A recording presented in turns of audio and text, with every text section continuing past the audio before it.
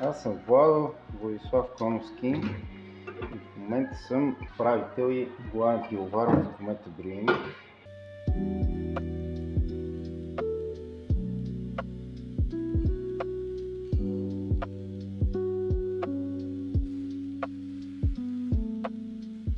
Едно начинание, което почна така като малко странична дейност с Андон. Двамата. Андон е другия основен съдружник във фирмата. Бяхме домашни пивовари. Понеже работихме и в една фирма и надувахме главите на всички в разговори за бира. И това на колко градуса маршуваме и всякакви такива глупости, които за нормален човек не са интересни. В един момент, покрай участието на някакви конкурси за домашна бира, организирани от Асоциацията на домашните пивовари, спечелихме някакви награди. Казахме защо да не го направим професионално.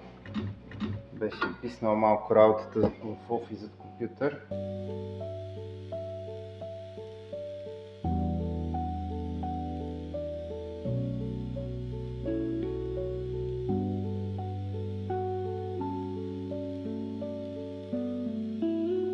Дълго време се опитвахме да съвместяваме двете неща. Това беше така страничната дейност, вечер, събота, неделя, доста изтощаващо по този начин. От известно време решихме, че някой трябва да се отдаде изцяло на това нещо, за да го развием и да стане както трябва.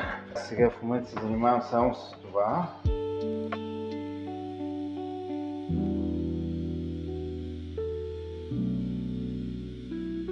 Все още сме малко в процес на трансформация, в очакване на ново оборудване, надигане на капацитет, евентуално наемане на хора. Така малко преходен период за нас от странична дейност към основна.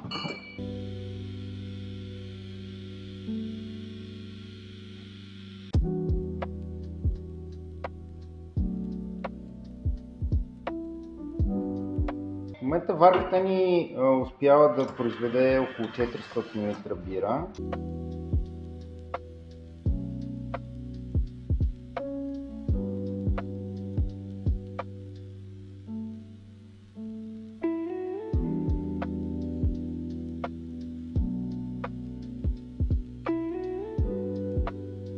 Имаме все още малко на брой ферментатори, чакаме нови, някои по-големи, някои със същия обем.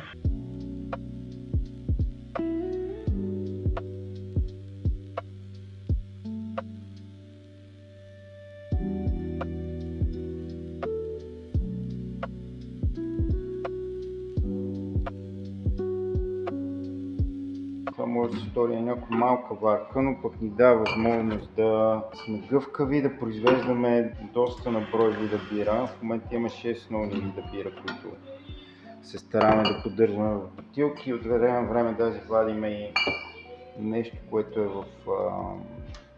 само в кегове за баровете ексклюзивно, по-интересно.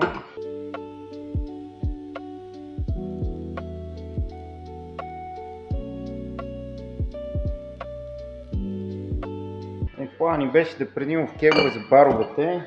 В един момент видяхме, че няма да стане само така.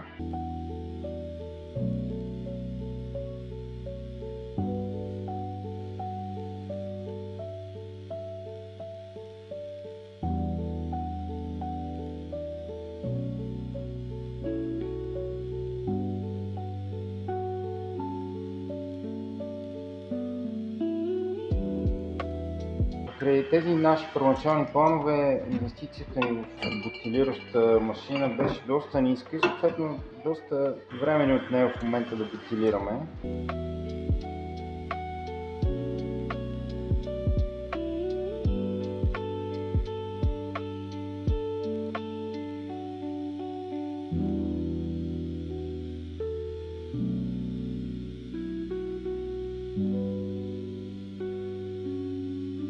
Доста дълго време не пускахме бири в бутилки или те бяха много ограничено количество. Един момент обаче видяхме най-малко при наши приятели, които постоянно искат бира и ние няма как да им дадем, като е само в кегове. Първата бира, която пуснахме в бутилки, имахме едни две пилотни, които не ги броя.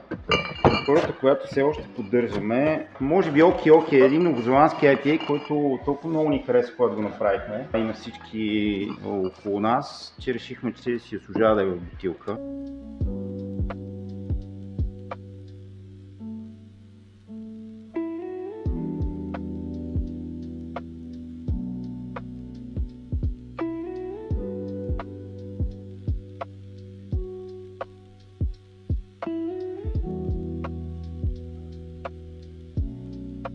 Започнахме с него, скоро се пусна един лагер, който тогава стана малко случайно, защото никога не сме планирали да правим лагери, но в един момент имахме капацитет. Той се получи готин и с него решихме да го направим в бутилки. Така постепенно почнахме да разширяваме нещата. Сега като видяхме, че като чакаме новото оборудване и планираме да имаме все повече бутилки, решихме да направим и малко повече неща в бутилката. В момента са 6.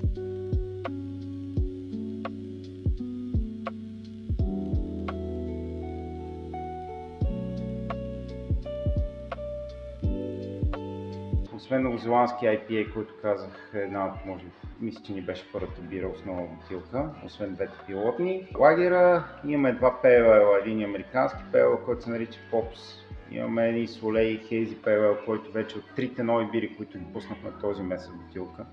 Солей, Darkless, който е един стаут и още един лагер, един италиански плюс, който също толкова много ни хареса, че не планирахме да имаме втори лагер в бутилки, но просто много ни хареса и така. В момента имаме тези 6 бири бутилки и вероятно ще пуснем и един американски IPA към тях, защото така не може без пивоварна, крафт пивоварна, без стандартен американски IPA.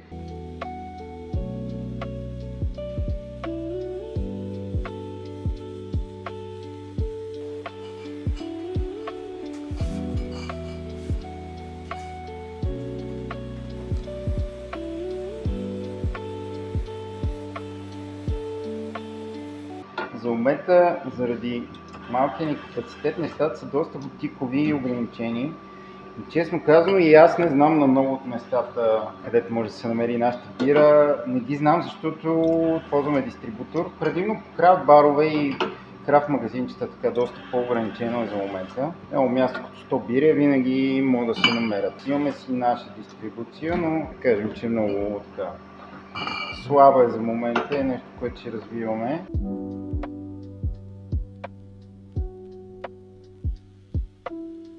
Аз всъщност започнах да правя бира преди, вече не знам колко години станаха, след едно мое посещение в Холандия, преди 12 години мисля, че беше. Открих там, че имаме много различни видове бира. Преди белгийска беше тогава. Тогава тук в България нямаше почти нищо. И аз като се върнах, понеже нямах достъп до тези бири, в един момент почнах да се интересувам това как да си ги направя. Така започнах да се занимавам с домашно пивоварство. Тогава мисля, че горе по същото време отвори канал, който беше първото място за крафт бира. Там предимно белгийски в началото. Горе по същото време и Тобири отвориха първия си магазин.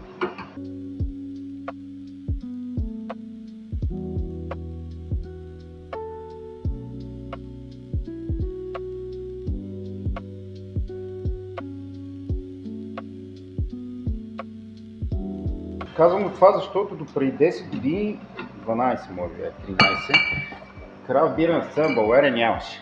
И нещата доста се развили за последните 12-13 години, но все още примерно не са на това ниво, което се приема в Щатите. Не, че съм бил там, но доста чета и имам разговори с хора, които или живеят там, или са били там и нещата са доста различни. Най-вече масово хората не разбират от бира, тези, които са извън с крафт сцената, че има различни стилове бира, нещо различно от стандартния лагер, който е по магазините и когато участваме по разни фестивали, това се вижда.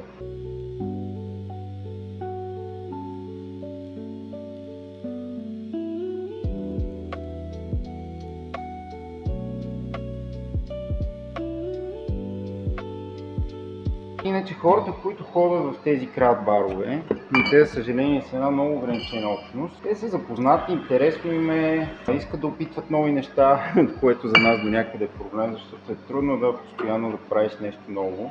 Хората искат да опитват нови неща, няма нищо лошо, разбира се. Да, развива се все още. Според мен имаме вече, особено в София, а и не само в София, и извън София вече има доста места, където може да се намери хубава бира.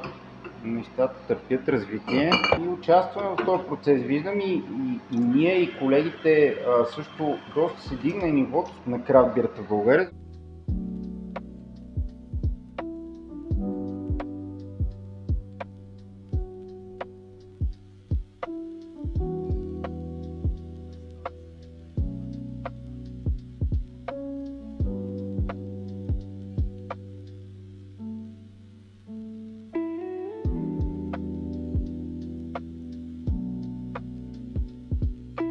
в началото имаше неща, които не бяха толкова добри, но в момента почти всички пивоварни в България правят продукти, които са добри. Другия въпрос е, нали, не на всеки всичко може да се хареса, нали, тук вече говорим за вкусове, но поне от към качество на продукта, нали, бирата да е без някакви проблеми в нея, нали, това много се дигна вече.